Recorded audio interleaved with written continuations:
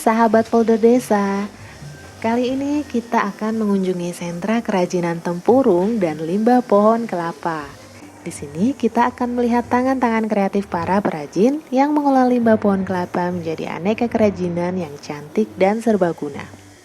Tidak hanya itu, kerajinan asal Purbalingga ini juga dijual ke berbagai daerah di Indonesia.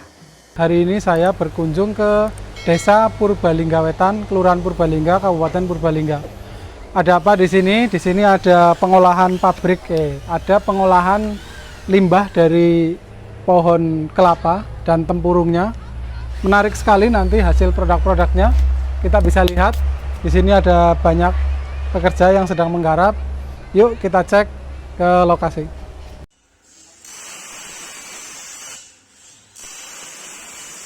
Nah, ini tempatnya, sentra kerajinan limbah kelapa. Lokasinya berada di Kelurahan Purbalingga Wetan, Kecamatan Purbalingga. Ada 40 perajin di sini. Mereka tergabung di kelompok perajin Manunggal Karya. Perkenalkan, nama saya Sutrisno sebagai Ketua Paguyuban Kerajinan Limbah Glugu dan Tempurung Purbalingga Wetan di RT 1 RW 1. Kita membuat kerajinan dari limbah glugu yang sebenarnya limbah itu tidak mempunyai ekonomis, kita olah menjadi mempunyai nilai yang lebih dan bisa untuk menghidupi keluarga.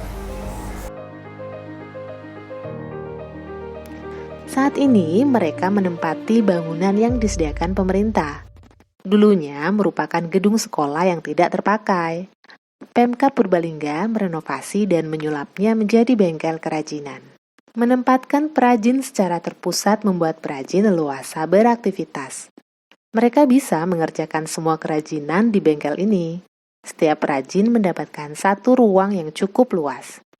Ruangan ini untuk menempatkan beragam alat, mulai mesin pemotong hingga gerenda untuk memperhalus hasil finishing. Bahan baku berupa kayu dan tempurung kelapa juga disimpan di sini. Nah, barang yang sudah jadi baru dibawa pulang ke rumah untuk dipasarkan maupun dikirim ke pemesan. Saat tim folder desa datang, puluhan perajin sedang menjalankan aktivitasnya. Ada yang sedang memotong kayu, ada yang membuat pola, dan ada pula yang sedang menghaluskan. Kayu yang dipakai untuk membuat kerajinan berasal dari limbah pemotongan kayu.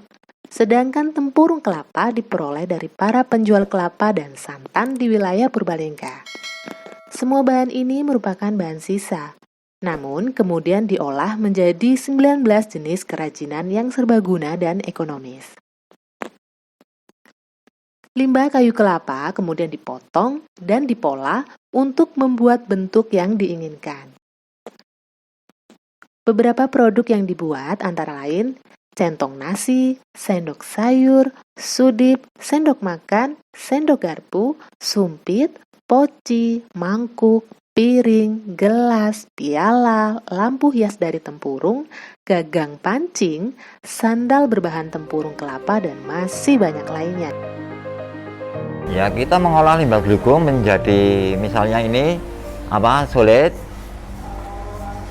centong padang, ulekan, dan gagang pancing, irus, solet bolong juga ada, untuk piala juga ada. Ini yang benar-benar ramah lingkungan. Agar produk tersebut aman bagi konsumen, pada proses finishing tidak ada proses pelapisan dengan bahan pewarna, melamin, maupun pernis.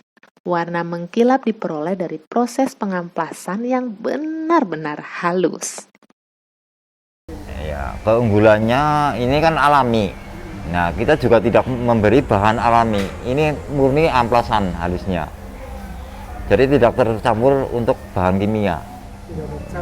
Iya.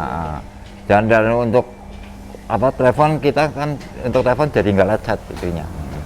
Lebih awet, yang jelas. Semua produk yang sudah jadi ini kemudian mereka pasarkan keluar daerah seperti Bali, Yogyakarta, Semarang, Jakarta, dan berbagai daerah lainnya. Dalam setiap hari, setiap perajin mampu memproduksi 35 hingga 60 buah produk, tergantung dari jenis barang yang dipesan. Ya kalau kita sendiri kan ini kan kerajinan, dalam artian tenaganya tenaga manusia semua ya.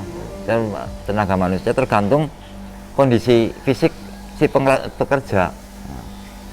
Kadang-kadang permintaannya banyak, kadang-kadang ada yang sakit, yang itu akhirnya kan kita berkurang omsetnya. Nah, sebenarnya ya kita cuma tinggal menghitung, dalam artian satu orang irus 50 pieces dikalikan aja gitu aja kalau saya sendiri.